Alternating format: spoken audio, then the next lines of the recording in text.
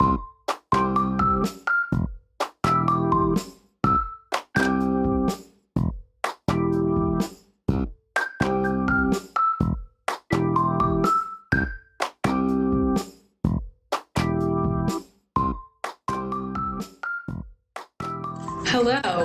I'm your State Treasurer, Colleen Davis. Thanks for joining me today for another episode of Treasury Talks, where we sit down with leaders in the public sector, private sector, and the nonprofit community to talk about the impacts of COVID-19 within their operations and how they are managing the effects of the economic downturn.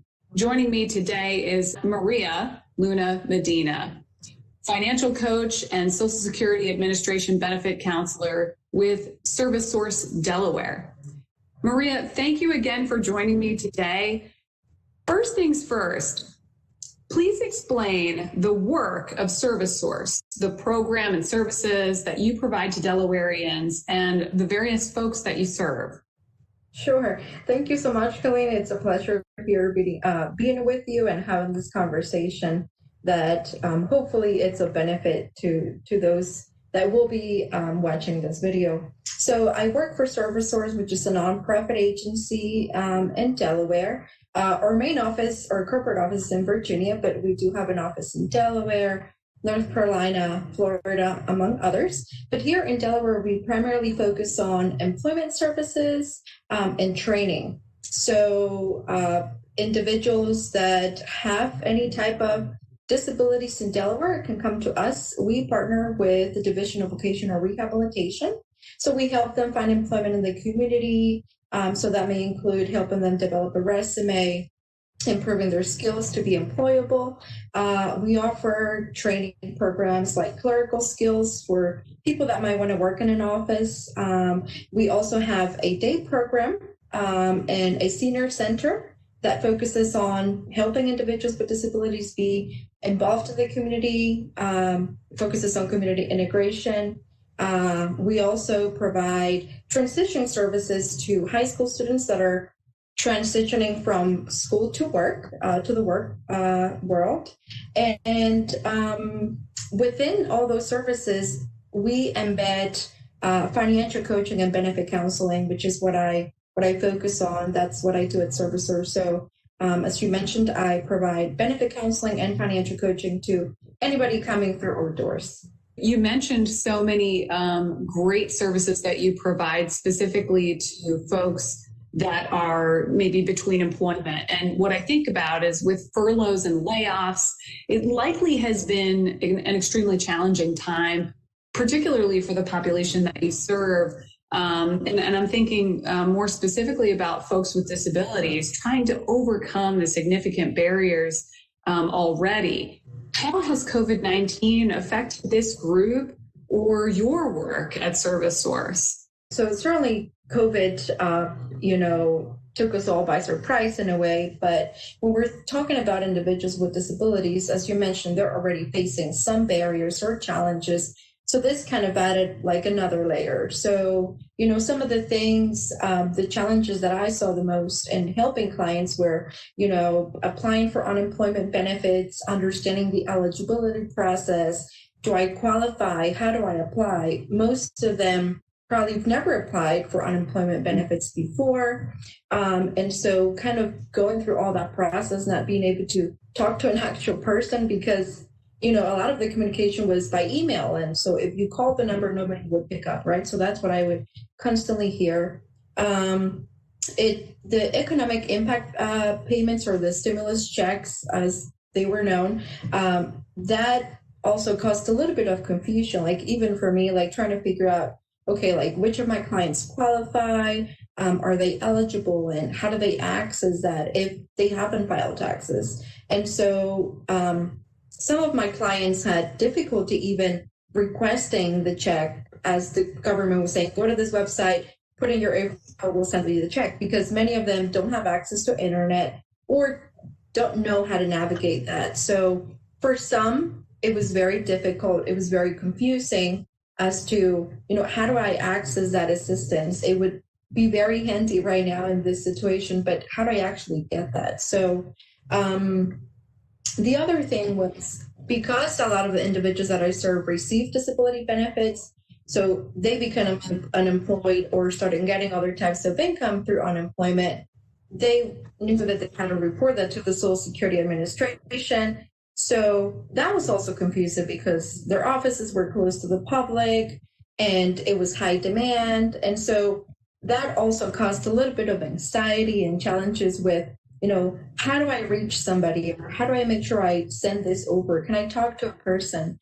Can I meet somebody? So helping individuals navigating through that, was very critical for me because that is a big, that's one of my biggest roles. And then just also overall, just some people having difficulty accessing emergency food. Like it was great. A lot of agencies were providing emergency food, food pantries and things, the drive-throughs from the food bank, for example. But some of my clients didn't have reliable transportation, many agencies closing. I'm not even able to access transit or things like that. So even though they were in need and probably could access that, it was challenging getting there. Whereas somebody with a reliable transportation with a car, they could just sign up, go there and wait. For somebody, it could just be very simple. But when we're talking about somebody who's blind or deaf or whatever the disability might be, it just adds a little bit more complexity in everything that was going that's going through the pandemic. Yeah, even as you're describing some of this, I think about your role, and it really is sort of as a financial counselor. But you're talking about all these other factors that impact people's lives. And it's really remarkable. We saw very similar types of outreach and questions and things like that from lots of different individuals that we serve here in Delaware. So it's interesting to hear the similarities. But did you ever think that, you were going to have to be talking about how to get food to people? And rather than sort of that focusing on the financials and helping to coach people in that area, I think it probably was, very, very unexpected for most of us. And it's remarkable the work that you're doing. Would you say that based on your experience helping your clients become empowered and overcoming some of those barriers that you're describing, could you share a few more stories of maybe those overcoming those obstacles to employment? And of course, I'm curious about ABLE accounts, which are administered by my office, and how they may have played a small role for people. Sure. So I think, here I can mention the Stand By Me model, also being a Stand By Me financial coach that, standing by, being there for the individual, just providing them motivation, information, more, critical in these times. So I think just being able to know that I can be there for somebody, guiding them through the process, even if I myself might not have that information, but just helping them get to a solution, letting them know that, yes, we are facing this specific challenge, but here are the options. Let's think about, what may work best. How are ABLE accounts helping these individuals find independence and confidence and pride in the work that they're doing and the achievements in financial freedom? Yep. So I'll share a testimony from one of my clients. So she was working part-time. She became unemployed, because of the pandemic, and she, was eligible for unemployment benefits, and she was receiving all this extra money because of the CARES Act, which was wonderful, right? But there was also a big fear behind that because, she receives SSI benefits. And so she was very concerned about the limitations that they have on assets and savings, not going over $2,000. And so I reminded her, about the ABLE account. And I said, you could put the excess money into the ABLE account. You would not have to worry about going over $2,000 because it'll be, in a type of account that it won't impact your benefits. And so, they were like, yes, we forgot about the ABLE account. Let's go ahead and open one up. So, her mom shared that it was very easy to open it up. And, now her daughter, my client, has peace of mind and she can plan for the future.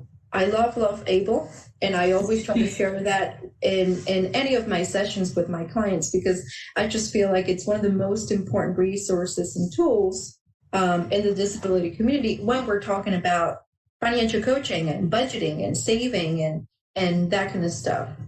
Yeah, Maria, I love that story because, I think as a financial coach, you don't want to encourage people to quickly spend down their money so that they can keep their benefits and things like that. And so when there's this, slight increase in their income for a bump in time, what do we want to do? We want to encourage people to start saving, and the ABLE account really helps them to do that. So I love the picture that you've described, because it's perfect. It's precisely what we want to help people to do.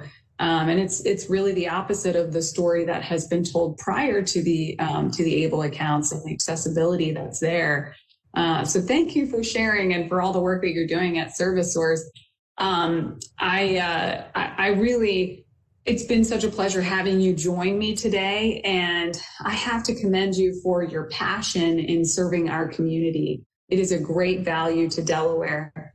Before we leave, could you share a little more information about how someone can learn more about ServiceSource and how folks can get connected to the benefit from your services? Sure. So, it's been a pleasure. So I think for anyone that's seeing this, our conversation, that, first of all, I want them to know that there's somebody that can help them, right, regardless of the situation, and that there's somebody that can guide them and support them. So for anyone that might be interested in ServiceSource, or they need assistance with getting a job, or reaching training opportunities. So we are located in Newcastle, and we also have an office in Dover. Although we are close to the public right now, we are providing services virtually. But they can go to our website, which is www.servicesource.org. They can also follow us on Facebook. We have a Facebook page just called ServiceSource as well. So in terms of the financial coaching, through the Delaware Helpline, by calling 211, they can access a financial coach in their area. So all they have to do is, share their zip code, share what the need is. Are they interested in buying a house or paying down their debt, or I need somebody that understands, disability benefits, then they can certainly access that. So we're happy to assist anyone. And so, being able to make a difference in their lives by providing some financial coaching and or benefit counseling. That's wonderful. I mean, you guys are so accessible. I really encourage folks that are listening to really take advantage of the services that you offer, and really the breadth of it, because there's a lot there that you guys do. And again, thank you so much, Maria. It's been such a pleasure to have you. Take care. Thank you so much. It was a pleasure talking with you. And, I'm sure hopefully this information will be helpful to many that are watching. Absolutely. Thank you.